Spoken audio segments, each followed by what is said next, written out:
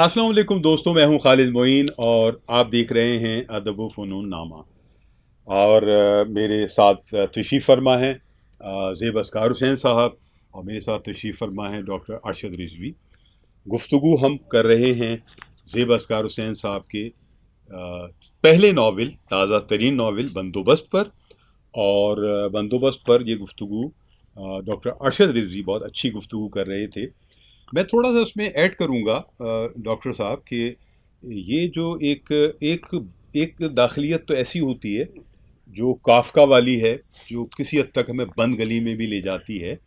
लेकिन ज़ेब अस्कार हुसैन साहब की दाखिलियत जो है वो बंद गली वाली हमें महसूस नहीं होती, बल्कि ये ऐसी गली है जिसमें हवा भी आ रही है और रोशनी भी आ रही है, और किरदार जिस तरह नशोनुमा पा रहे हैं वो कहानी आगे बढ़ती हुई और एक मंतकी अंजाम तक पहुंचती हुई भी नज़र आ रही है। एक बात तो ये है, साथ साथ एक ज़िम्नन ये भी है कि हम अलग से ये बात भी करें कि जो ज़ुबान व बयान का मामला है, ज़ेब अस्कार हुसैन साहब ने जहाँ जहाँ ज़ुबान लिखी है इस पूरे पूरे नावल में, और जो इशारे किए हैं उस ज़ुबान में, बहुत किफ़ायत लफ्ज़ी के साथ बहुत गहरी बातें की हैं।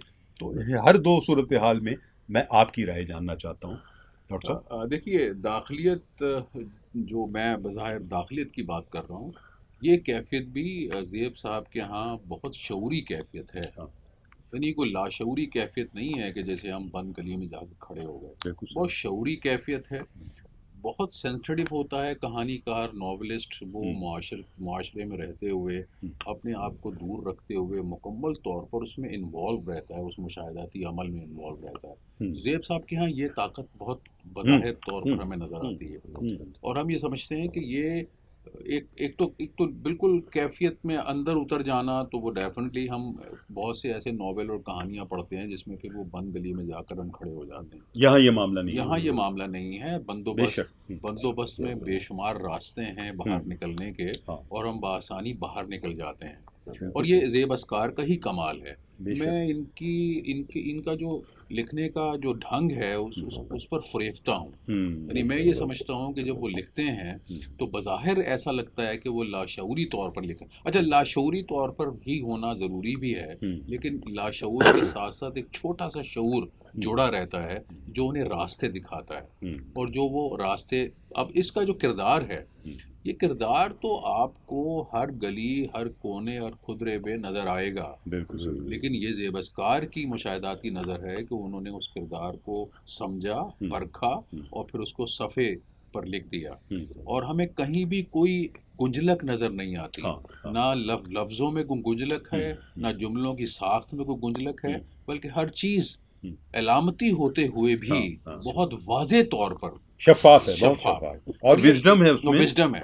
और यही शफाफियत जो है ज़ेब साहब की ब्यूटी है, खूबसूरती है। बेशक। इसीलिए जब मैं कहता हूँ कि हमारे यहाँ एक नॉवलिस्ट और एक कहानीकार कौन है, तो मैं सिर्फ ज़ेब अस्कार हुसैन का नाम लेता हूँ। क्या बात है। जुबान पर भी बात करें, जो और नावल की ज़ुबान जुबान कमाल है। देखिए, ये ज़ुबान जो इसमें इस्तेमाल की गई है, देखने में बज़ाहिर मैं समझता हूँ शायद ऐसा ज़रूर हो कि एक आम आदमी के लिए ये ज़ुबान मुश्किल ज़ुबान हम्म, हो, हम्म, उसकी कैफ़ियत मुश्किल हों। हम्म, लेकिन जो समझदार आदमी है, जो कैफ़ियतों को समझता है, उसके लिए ये बहुत आसान ज़ुबान है।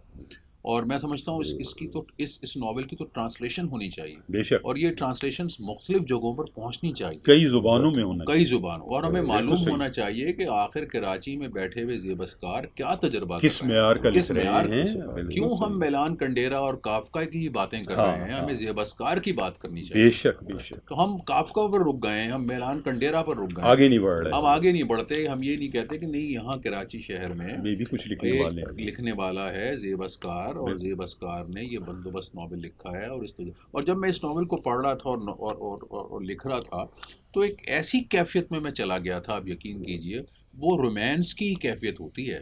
यानी मुझे ऐसा लगा था कि मैं किसी रोमांस में गिरफ्तार हो गया हूँ, और मुझे इस रोमांस पर अब पूरा उतरना है। तो मैंने वो एक मजमून लिखा जो इस किताब में शामिल भी है, और वो एक रोमांटिक कैफियत ही थी, उसी बहाव के उसी साथ वो आ बहाव गया। के साथ जिस बहाव में ज़ेबस्कार लिख रहे थे। अच्छा जी, तो ज़ेब अस्कार हुसैन साहब से भी हम एक दो बातें करते हैं जो ज़रूरी हैं। मसलन ये कि फ़िक्शन की ज़ुबान ज़ेब भाई क्या होती है, और जैसे भी सवाल बात की है डॉक्टर अरशद रिजवी ने, کہ فکشن جو پڑھنے والے ہیں یا ادب پڑھنے والے ہیں ان کے لیے یہ زبان بہت سہل ہے، آسان ہے. تو میرا سوال آپ سے یہ ہے کہ فکشن کی زبان کیا ہوتی ہے؟ دیکھیے، عام طور پہ خالد معین صاحب، آپ مجھ سے زیادہ بہتر جانتے ہیں کہ اس کا ایک پس منظر ہے کہانی فکشن اور ناول کے تناظر میں. تو اس میں ڈاکٹر ارشد رضوی موجود ہیں.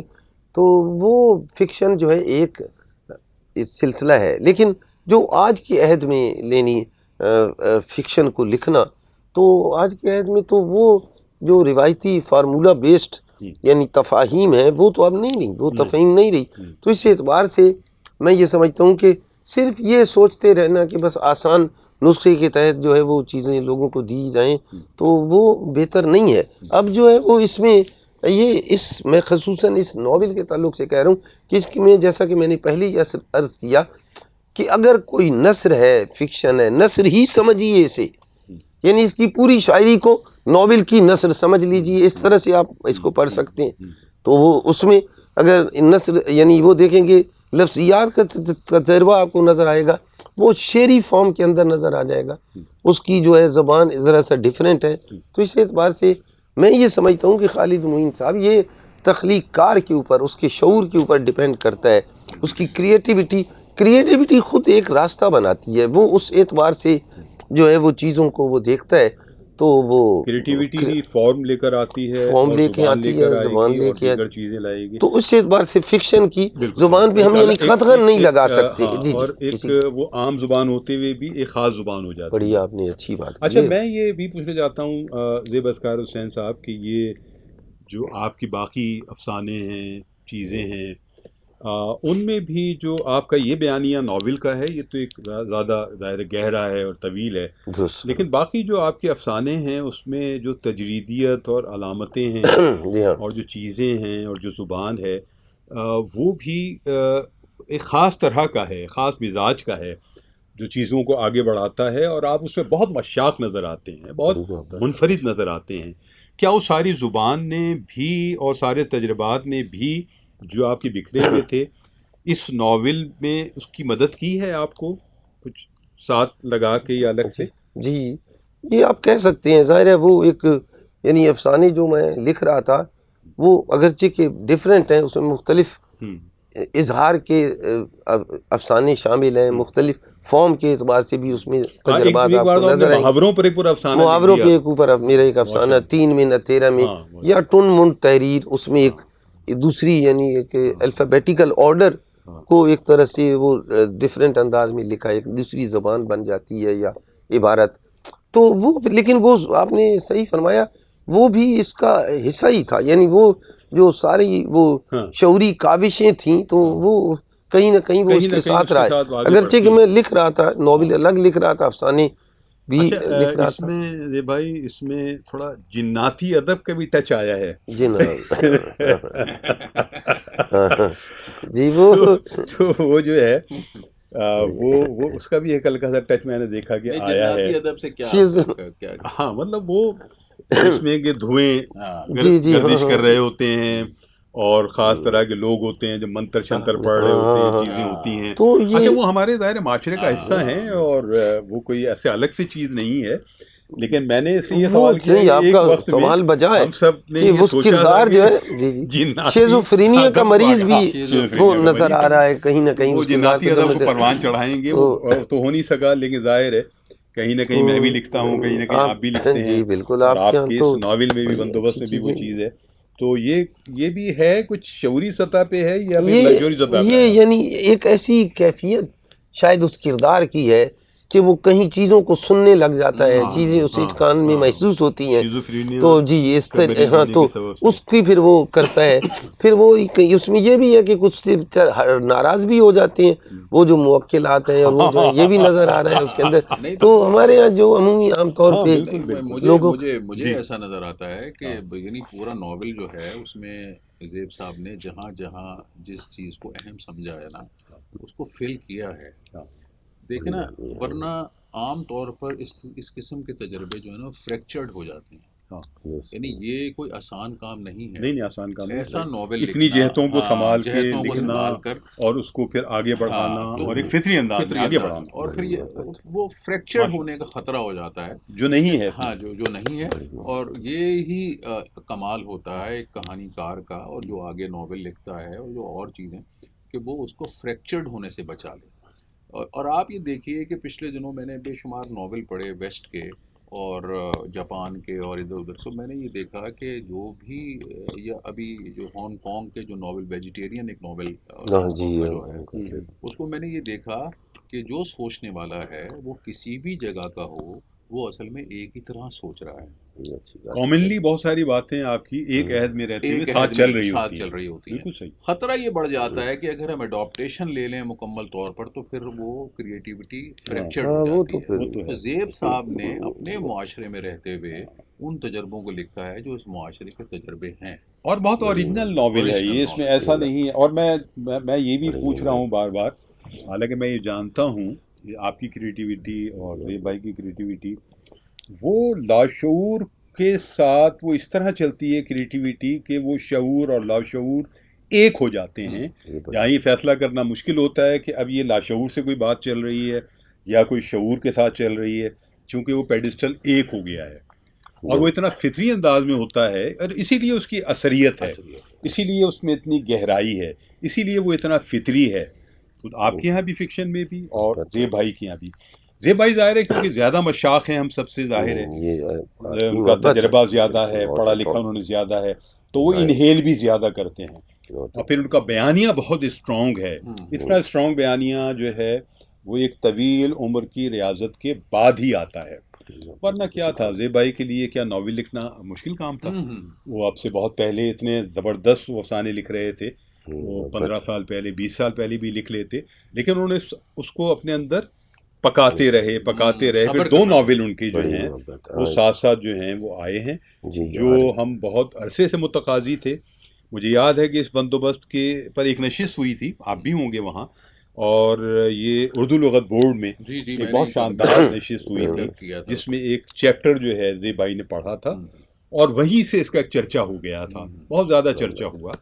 اور میں یہ بھی بتاتا چلوں کہ بندوبست جو ہے یہ فروغ پبلیکیشنز کی طرف سے شائع ہوا، جو طارق رئیس فروغ صاحب ایک رسالہ بھی نکالتے ہیں آن لائن فروغ کے نام سے، سہ ماہی ہے اور بہت شاندار رسالہ ہے. اور خود زیب بھائی بھی اس میں کام کرتے ہیں مدیر کے طور پر.